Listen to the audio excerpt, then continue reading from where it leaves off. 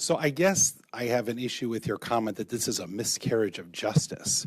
I mean, if somebody was actually innocent and it was found that they could be released, and we did it if it's done under the normal procedures and they were released, and that's appropriate, and if we add one more step in, how does that one more step all of a sudden become a miscarriage of justice? How many steps are we going to add before we, how is adding perpetual avenues for people to make disingenuous claims of evidence, how does that not undermine our system of justice? And I guess going back to your original statement about these disingenuous claims, I mean, if people are availing themselves of the process that's currently in place, I don't see how you could say it's disingenuous when you just before that said that was the appropriate remedy if they got out.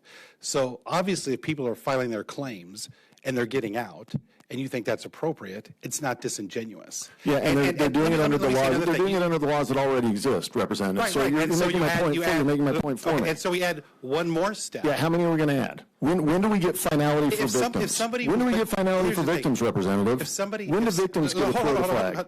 I guess what concerns me, gentlemen, is it concerns me of your tone. I mean, you represent the Attorney General, and you're talking about people who could potentially be sent, and you're coming in here in almost a hostile manner, talking about miscarriage of justice. Frankly, I find that's disgusting, especially if there's people that are actually innocent. And I would think there'd be a little more give and play. You might be down the middle on the issue and be more open-minded. But to come in here with a hostile attitude and call it a miscarriage of justice, I think is frankly gross.